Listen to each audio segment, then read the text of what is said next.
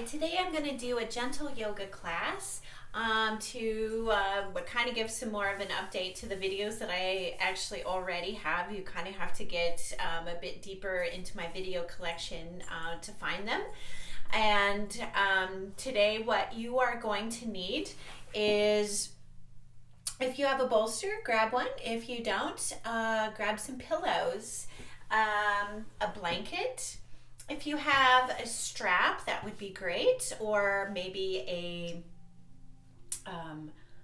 belt or a tie, something like that to help you. And maybe a block. Even this half-eaten block will still work. I don't even know if I'm going to use it yet, so I have all of this stuff just in case. So one of the most important things as we get into a gentle or a restorative type practice is that we need to shift into your parasympathetic nervous system. So this part of the nervous system is about rest and relaxation and rejuvenation. It's to help build us back up because, of course, when we spend a lot of time or a large amount of time in what's called your sympathetic nervous system, where this is just energy out, energy out, energy out. And right now, that definitely happens to be the case. And so we do still need to find that time to try to shift back into the parasympathetic nervous system to help regenerate, to help us become energized and healthy. If we spend too much time in the sympathetic nervous system and not enough time in the parasympathetic nervous system, this is when we do find ourselves becoming drained.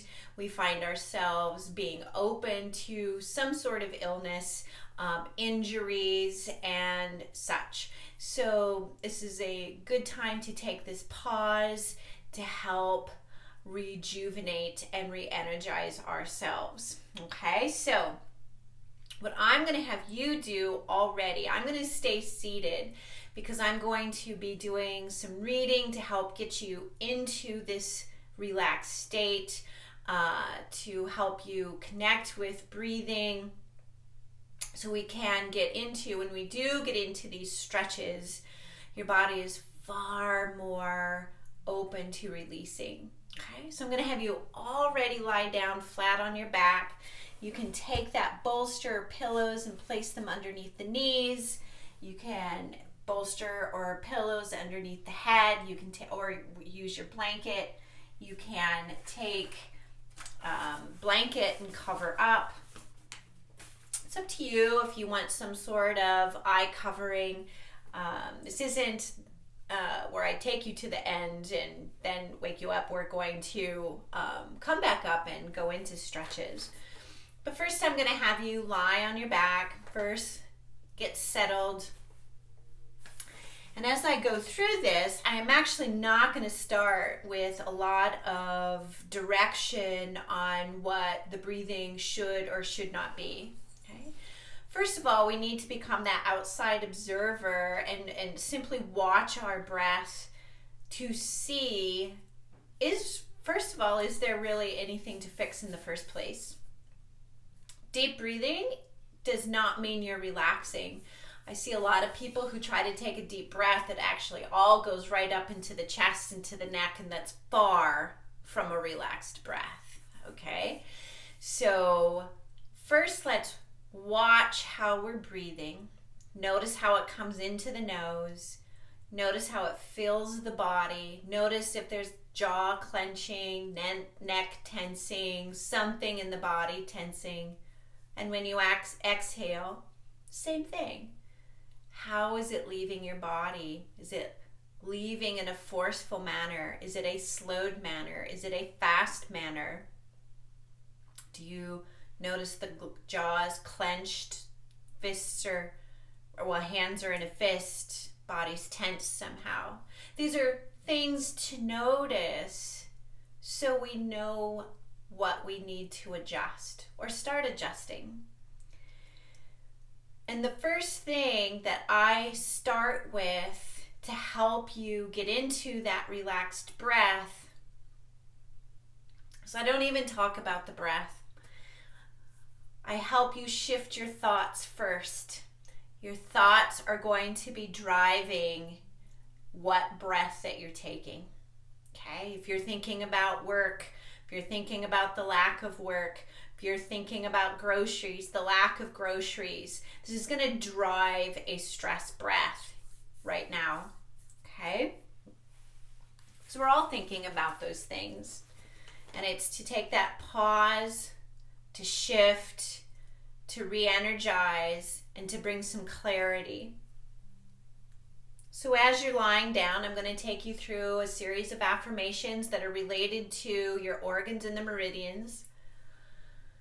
And notice, when you do say them, I do want you to say them in your head. You don't have to say them out loud. Notice if the body clenches or gets tight, or if there's a hesitation to say some of these affirmations, or that restricted response from the body to the affirmation.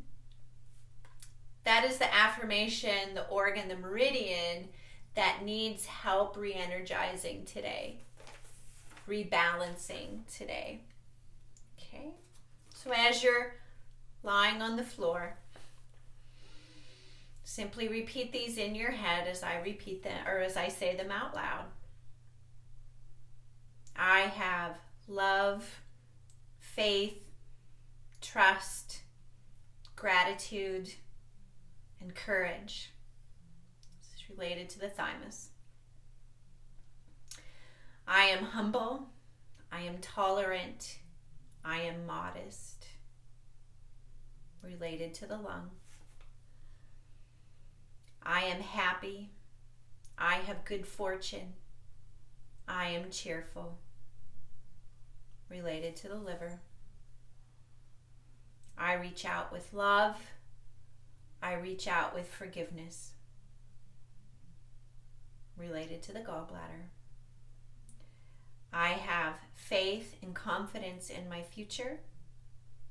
I am secure. Related to the spleen and pancreas. My sexual energies are balanced. Related to the kidney.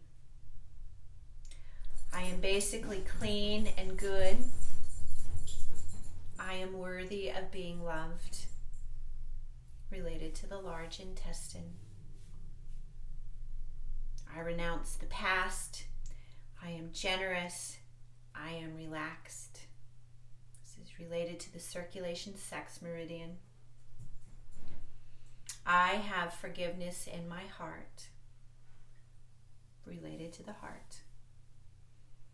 I am content. I am tranquil. The stomach. I am buoyed up with hope. I am light and buoyant. The thyroid. I am jumping with joy. The small intestine. I am in harmony. I am at peace. The bladder. I have love, faith, trust, gratitude, and courage.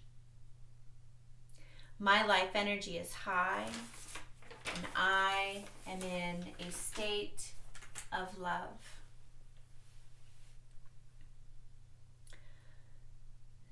So notice now, with more calming based thoughts, how the body feels more at ease, more at peace. The breath comes in relaxed, and a wave of relaxation goes through the body, through every cell on the exhale. And notice that the rib cage is expanding. Notice that the belly expands to the degree of the depth of the breath. As long as the diaphragm is going down and outward, the depth of the breath does not mean I'm doing relaxed versus not relaxed. It is relaxed. There's minimal movement upward. Maybe you have a breath where it gets driven all the way up. That's okay. It doesn't mean it's wrong. Every breath serves a purpose. And trust that your body knows how to breathe all by itself. I'm going to have you hug your knees in towards your chest, giving yourself a great big hug. Maybe a deep breath associated with it, and when you exhale, hug yourself even deeper and tighter with all that love and compassion and trust and courage. And roll to the right or to the left. And pause. There is no reason to rush. This is about rejuvenation. This is about energizing yourself. Filling ourselves up so we can go back out and give again. And give your body and your breath a moment to readjust into the movement. And then as you're ready, coming up to a comfortable seated position. Again, you can be on the bolster. You can be on your blanket. Let it be comfortable. So let's say sitting cross-legged is not actually very comfortable because you don't have a lot of range of motion in the hip. This is where sitting on a bolster or several blankets is going to be to your benefit to make this more comfortable, okay? Because when you elevate yourself off the floor a bit, it gives more space for the pelvis and the femur to move, for that head of the femur to move, and so it becomes more comfortable, really, okay? So this is where blocks or even more blankets or pillows are going to come in for you, because let's say you've gotten into this position, but now that pull, that stretch is kind of achy on the hip or the SI joint. You can take those blanket or the block and put it underneath and kind of give it a bit of a support.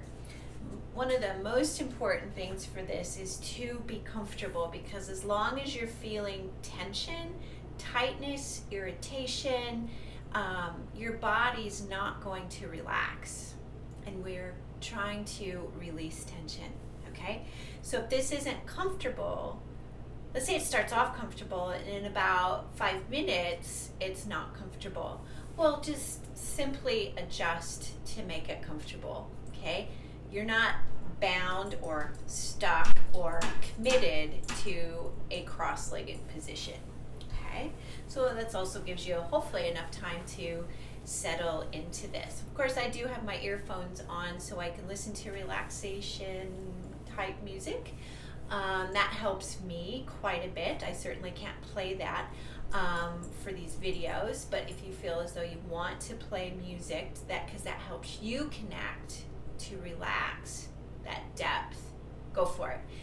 If today you need silence, because that's the kind of music you need to help connect and find that depth, perfect, okay? So first we're gonna sit nice and tall, close your eyes, and now notice your breath again, because now we're in an upright position and this changes things. Now, you do not need to hold your abdominals tight and engaged. We're not lifting anything. Just let the normal tone, because when we inhale, that diaphragm still needs to move downwards, and if you're contracting the abdominals, it cannot move downwards, so then it only has the choice to go upward, which means you're now you're creating a stress breath where there's no stress that needs to be created, okay?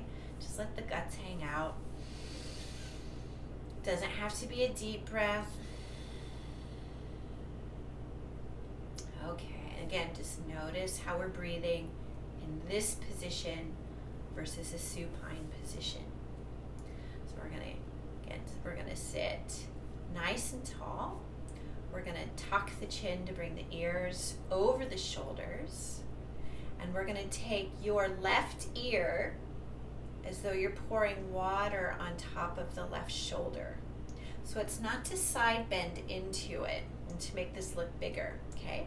So we want to take that. I'm going to scooch a little closer,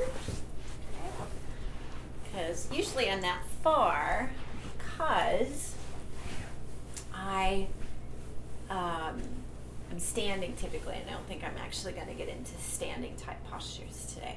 Okay, so again, we tuck the chin to bring the ears over the shoulder. We take that left ear as though we're pouring water on top of the left shoulder. So we're stretching the side bending muscles on the right side, your right side.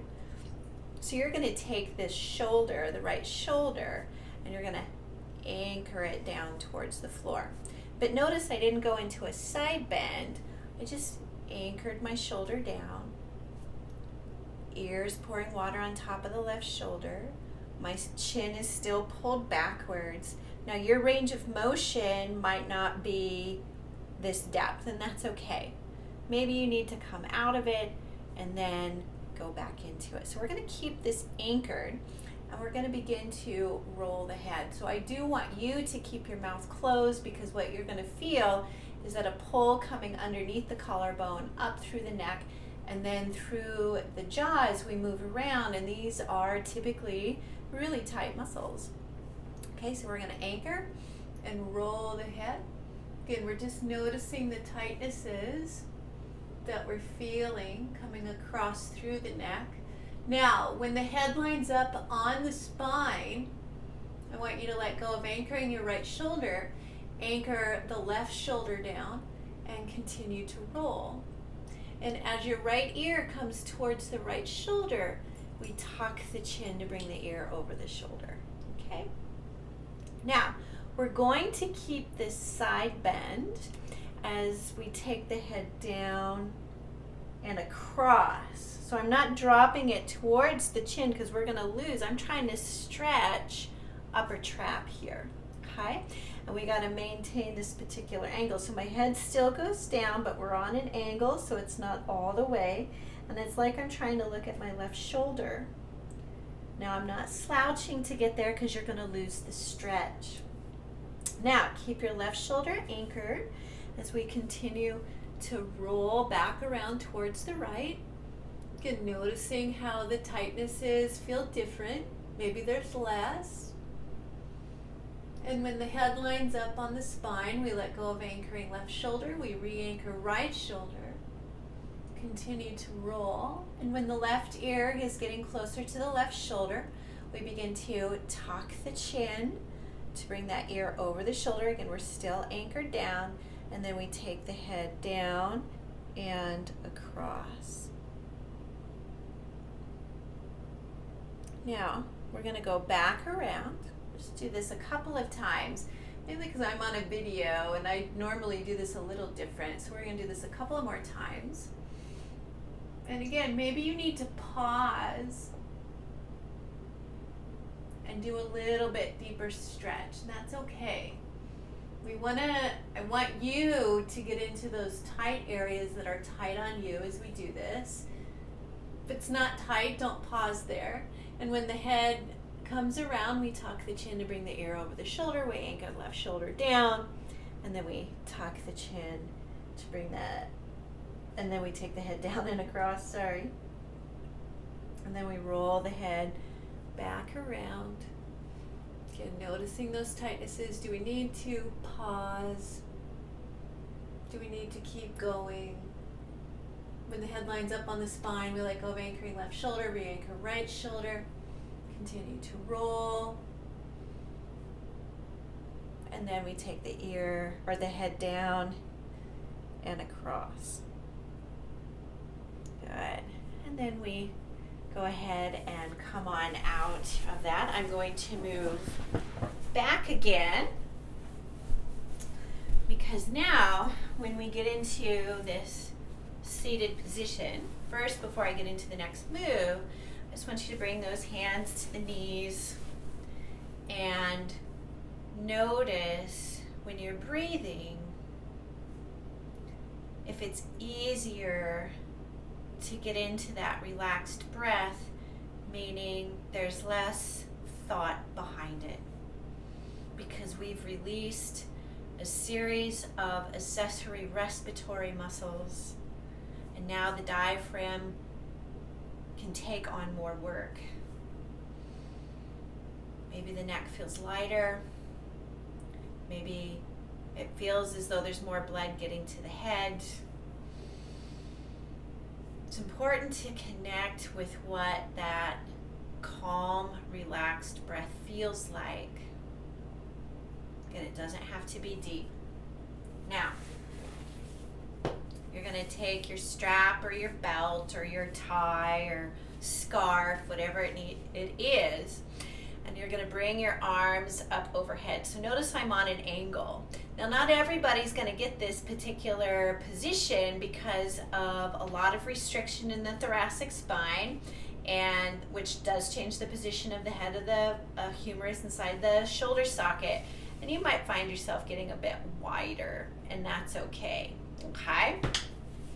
Now, we're just going to begin to bring the arms back, and as we take it back, notice I'm not taking it all the way down, okay? It's not about coming all the way down, okay? Unless you have a tightness coming all the way around, it's not likely though. It's pretty rare. So you can move, you can stretch, you can do different things. Now, if your elbow is hyperextended, some people will call that double jointed, but that's not what that is, but it's a lot of passive, it's a lack of integrity at the passive structures. And you feel more of a stretch coming at that bicep, you need to put a tiny bend into the elbow.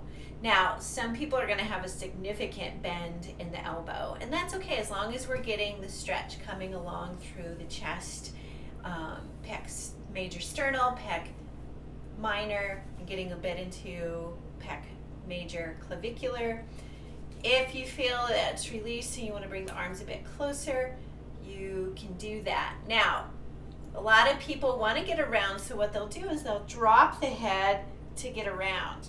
Okay, remember, it's not about getting around, it's about getting a release from these tight muscles, which might be just getting stuck in one spot, which is okay, okay?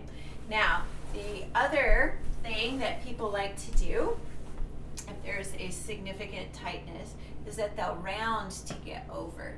And once again, it's not about getting your arms all the way back. There's far more to getting that to happen than this stretch. There's mobilizations that has to happen in the thoracic spine, the shoulder joint itself.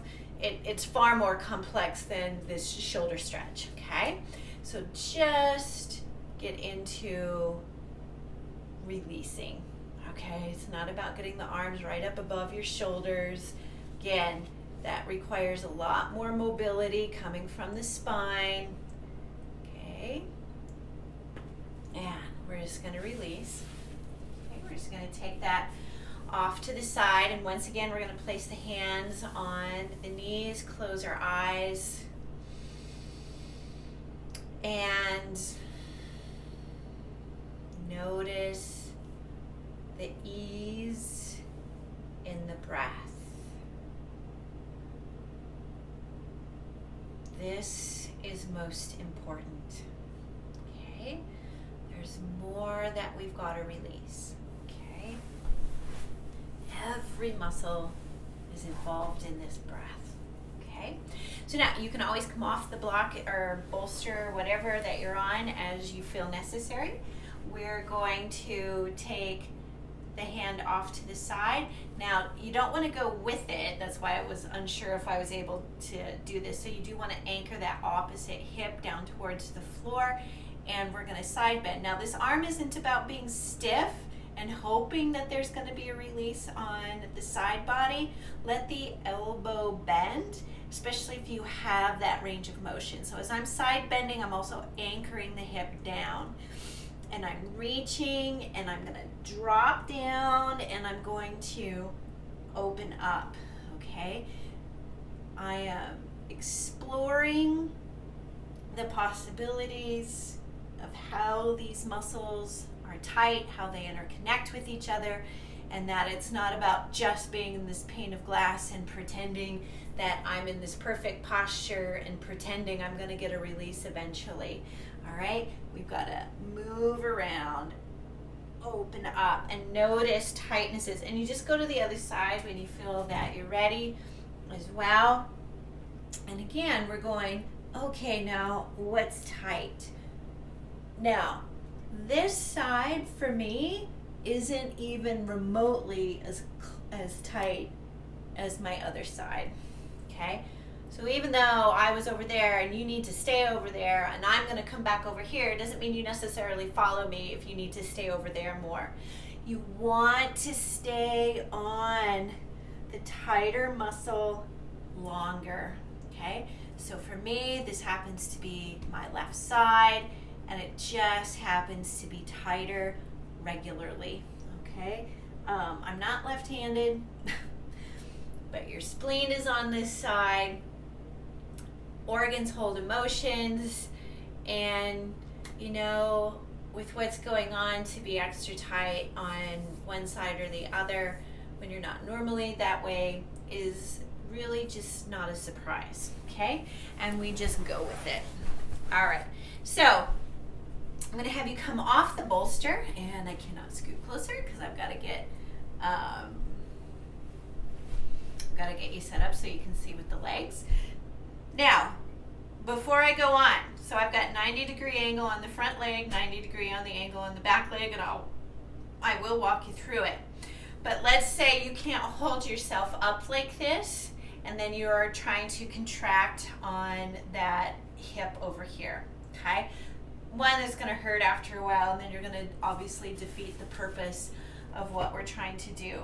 If that's the case, this is where your block or a bolster or a stool or a chair, something will come in handy, because then what you can do is that you can lean into this, okay? So your front leg, first of all, is making a 90-degree angle. So your thigh is parallel with the side of your mat. Your shin is parallel with the front of the mat. Now, your back leg, I gotta move my leg back, is also making as close to 90-degree angle as you can, so that back thigh is parallel with the front of your mat or the back of your mat. And that shin, I should have worn different pants, is parallel with the side of your mat, okay? Now, again, I'm not trying to already get into this position, but if you're already cramping on this side, I just need you to come out, shake it out, go into a side bend again, and then come back and do your best not to contract, okay? So, now what you're gonna do with this hand that's either on the block or on the floor and it's right underneath the shoulder is that you're gonna push yourself into the side bend so you don't end up trying to contract over here.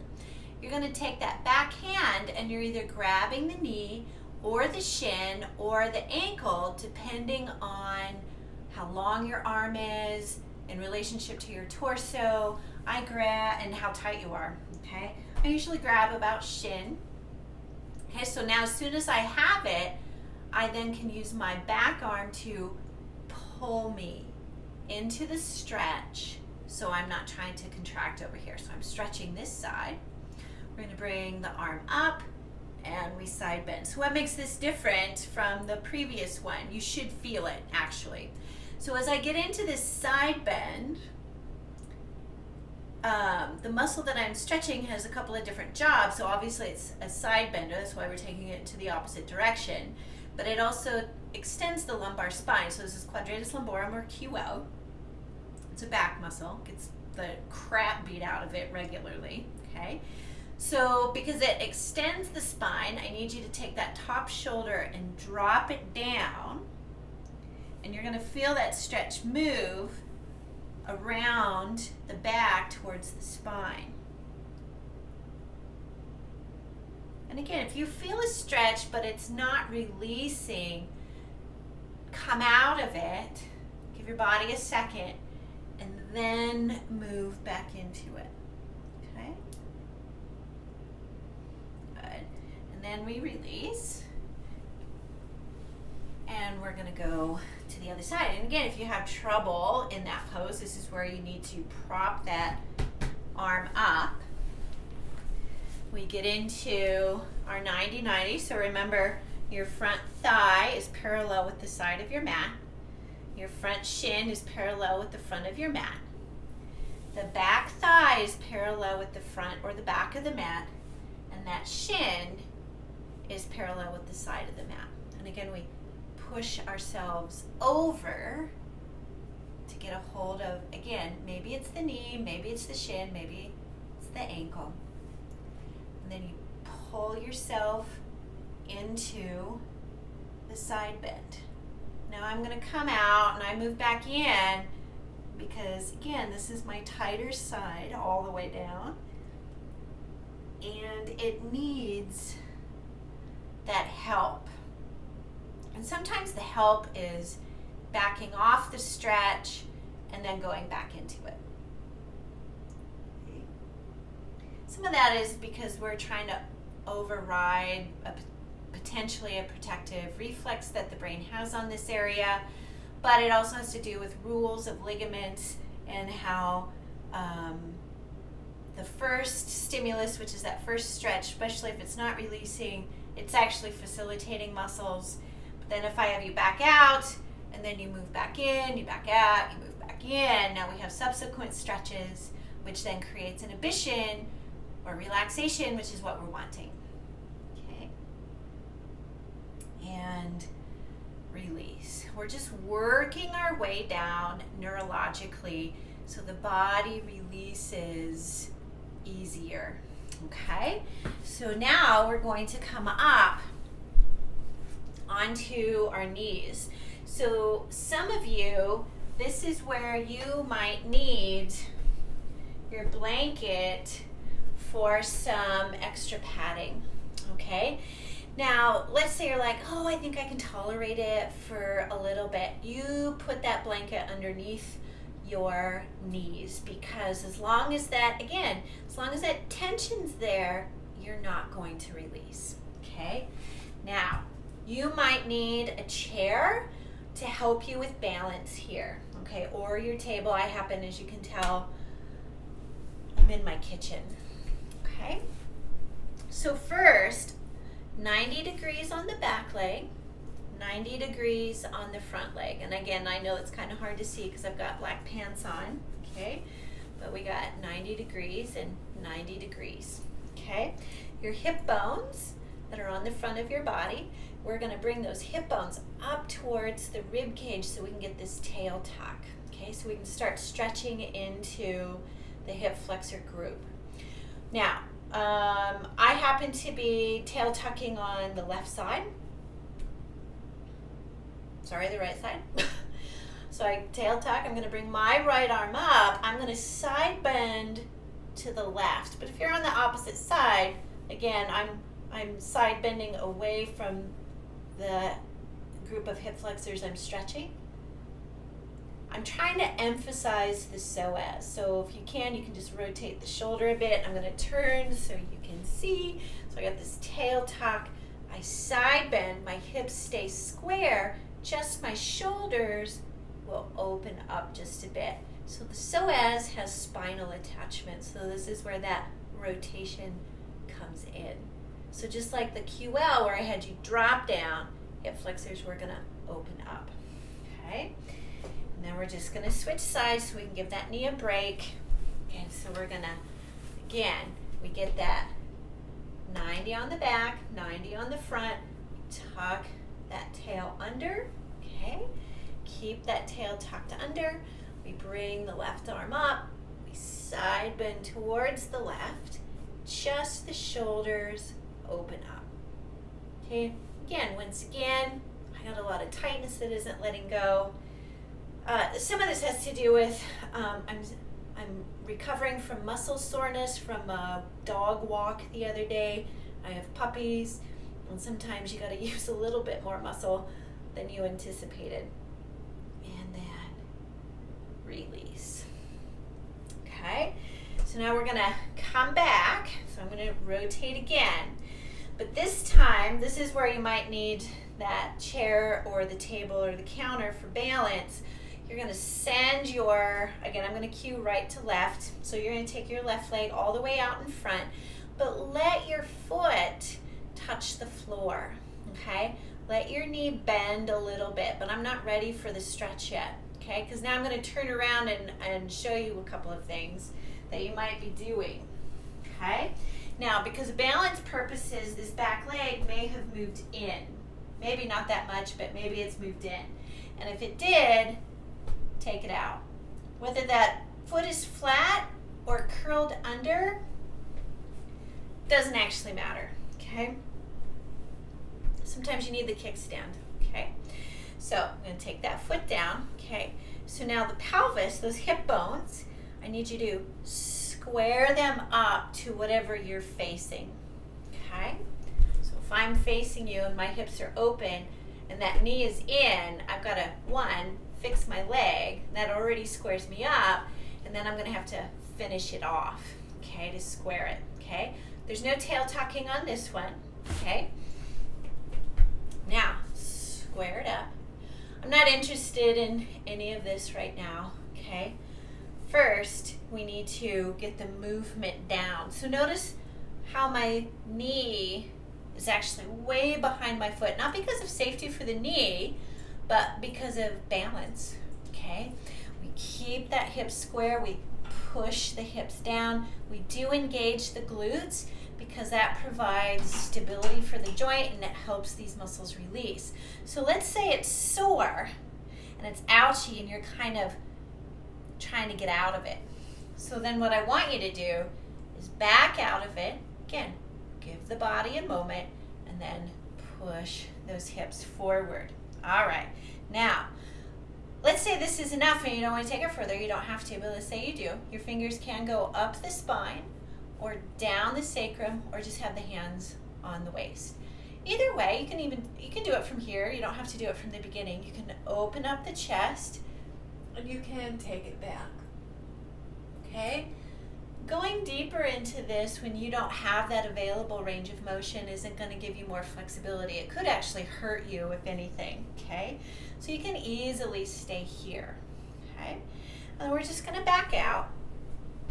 And then I'm just simply going to turn for this angle, okay? And again, that foot's crossed for balance. Square it out or line it up again.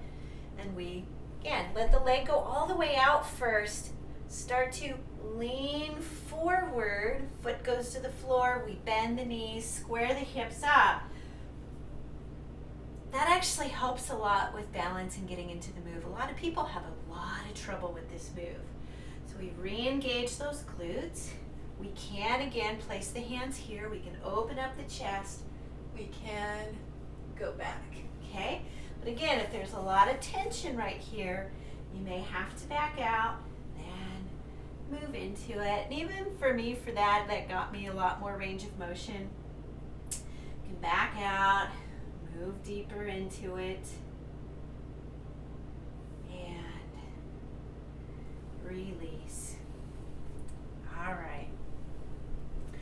We're going to come back down to the floor. Now, if when your legs are out in front of you, your tail gets sucked under and you're trying really, really hard, there's like a lot of abdominal work to hold you straight, you will still actually miss your stretch, okay? So this is where the blanket or the bolster come back in, or that block. Your sits bones go right on the edge to help get that mobility, a little bit more mobility coming from the pelvis at the hip, okay? You're going to take your strap, especially if you cannot get at the ball of the foot. This is really important because a lot of people are like, yeah, I'm gonna do this so I can get to my toes, so then it looks like I'm doing that and I'm just gonna smash my toes down. you're totally missing what I want you to do, okay? So first, slide one leg up. Doesn't have to be all the way up into the groin, because for some people what that does is that opens you up, then you have to rotate and then you go down. Not that that's wrong, but that's not my intention for this particular stretch. So you may have to slide that leg down, because as you bend the knee, the head of the femur has to move and rotate inside that hip socket. You don't have a lot of room. It's going to bump you open, okay, to find that spot. So I need the hips square. Now, again, this is about the ball of the foot pulling that towards you. So again, not everybody can do that without smashing the toes down.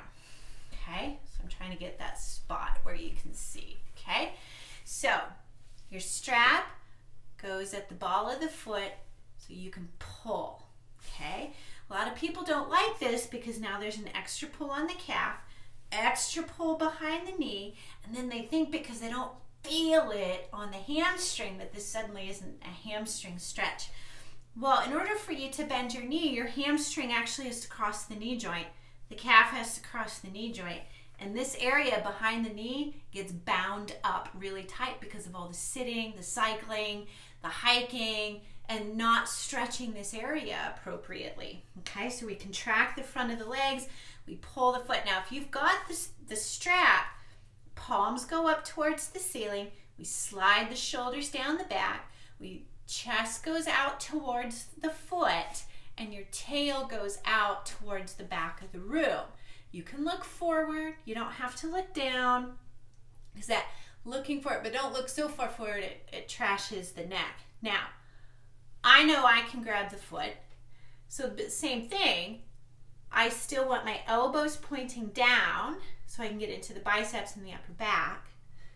Okay, and you can pull on the inside of the foot, outside of the foot captures this a lot differently. So this area might be the very thing you need to emphasize for your stretching to get that flexibility that you've been looking for from the hamstring, and why I stretched into the hip flexors. And then we're just going to switch sides. So I'm just going to, again, the setup is here. And again, if you rotate open, your foot has just gone way too high up the leg. I have a lot of people that it's way down by their ankle in order to maintain. It does change how the stretch is done, okay? And again, we want to be able to grab at the ball of the foot, pull the foot towards you so we can get into the calf. Okay, so maybe you're doing a lot of walking with the dogs. It's because oh, that was funny. my camera moved as soon as I did that. Okay, so again, elbows down, we slide the shoulders down the back, we stick out the chest, out the tail, and that may pop you out of the stretch depth-wise, but you might feel that the depth of the stretch intensified. Good, because now you're stretching what you need to be stretching, okay? And I know I haven't gotten to the hips yet. I will get to them, okay? And then we release, okay? Now, again, I'm gonna keep this fairly simple. Bottom leg is straight. You're gonna take your top leg, cross the ankle right above the knee. For some people, this is actually already enough because not only are the hips are tight, but that range of motion is just limited, and this becomes your stretch, okay? Now, my hands are behind me, not locked in, okay? Because maybe you need to bend as you slide your leg up. And so again, we don't want to be stuck here, so we want to find that length. Okay, we can drop, we can rock. I'm going to keep this one a bit gentler, because again, a lot of us get caught up in, oh, I'm going to get into the advanced ones because I'm going to get the better release. Now, I know I can go into those ones that require a lot more mobility, and I feel this. Okay, I've been walking the dogs a lot, just like everybody. I always walk my dogs a lot. Doing my full-length videos, I usually end up walking around most of the time in the class, and so now I'm actually doing all my classes and I'm sore. And release. We're going to switch. And again, we bend the bottom leg, we find that length, and again, I'm going to turn to the side so you can see. And again, it doesn't have to be here. If you're kind of stuck here, your foot's going to be anywhere along here. Okay? And sometimes it's the gentler stretch that's going to get us the biggest release. Okay? I'm going to have you lie back down onto the floor because we're going to get into just probably one twist. And that twist is going to be the gentler version of a single leg twist. Okay? So the legs are up in the air. Okay? And you're going to take your knees. You're going to take your knees towards me. So it's not to have the knees here and then you drop down. I want you to pick up the legs 90 degrees, and we're going to take the legs over. So the bottom leg stays on the ground, feet are together, and your knees are probably going to pop apart. You're going to take that bottom arm and take it on top of the top knee. Extend your other arm out. Okay. You're actually going to end up looking away, okay? So you're going to look at that extended arm. It's so I can talk into the microphone. So you're going to find an inhale. Take a deep breath in. Let the body expand. And as you exhale, actively twist into that extended arm away from the legs as you pull the knees towards each other. And then inhale. Let it expand a bit. Let them come apart a bit. And as you exhale, again, you're still actively twisting and bringing the knees towards each other. And just one more time. Inhale. And exhale, pulling those knees towards each other. Good. And then now you're going to take that bottom arm, place it underneath the bottom leg, and bring up both legs. This way we've got minimal effort.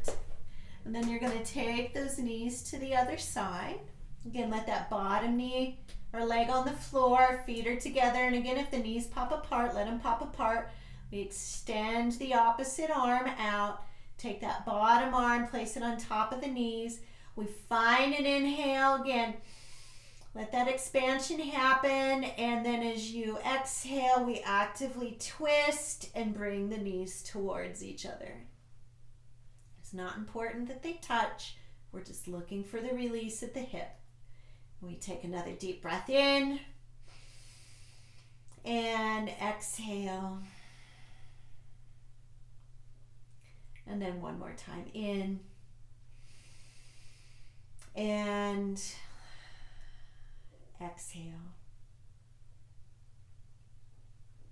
And now you're going to take that bottom arm, put it underneath the bottom leg, scoop those legs back up, hugging the knees in towards the chest, and now sending the legs all the way out for a Shavasana. Okay. I'm going to take you through a progressive relaxation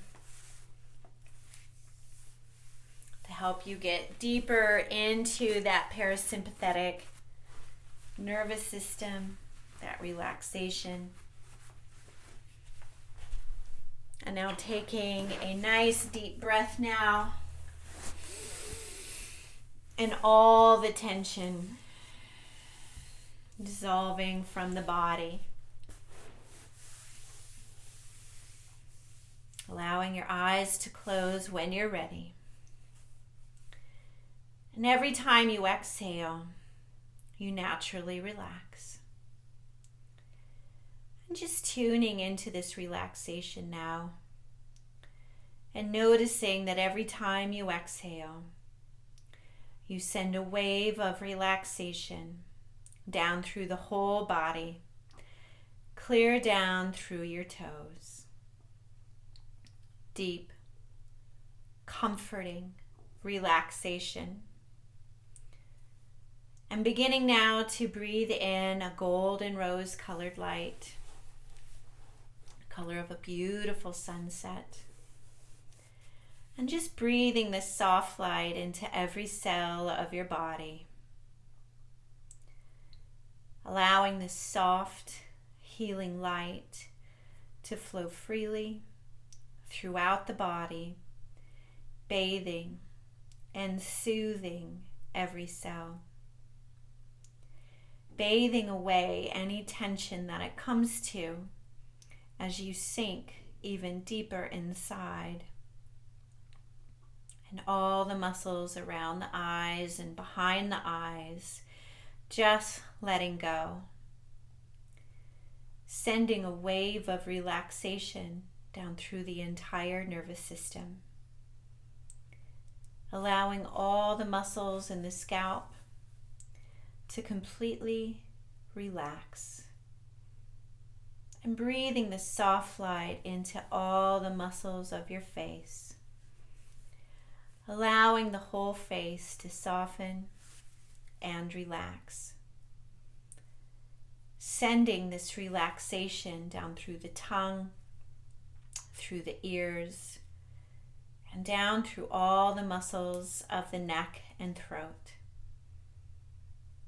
Sending this relaxation through the shoulders and down through the arms and hands, and deep, comforting relaxation penetrating deeply now into the palms of your hands. Sending this relaxation down through all the muscles of your back and buttocks, down through the muscles of the chest and abdomen, all of the muscles of the torso now, softening and melting even deeper into relaxation.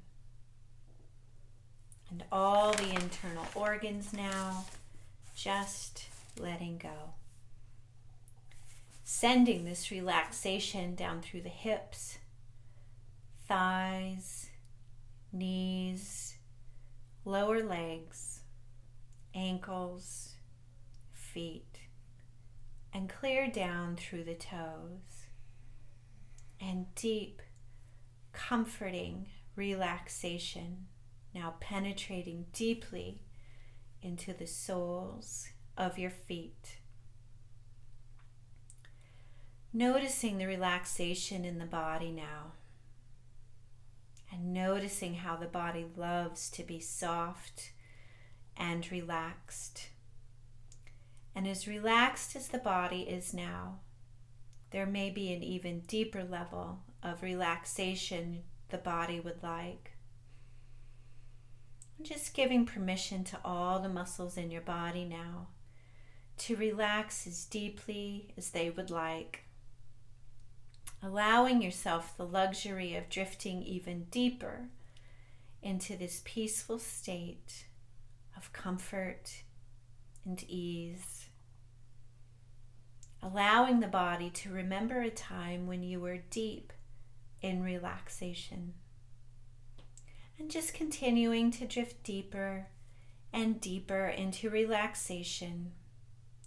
And as you sink deeper and deeper inside, every breath carries you deeper and deeper into peaceful comfort.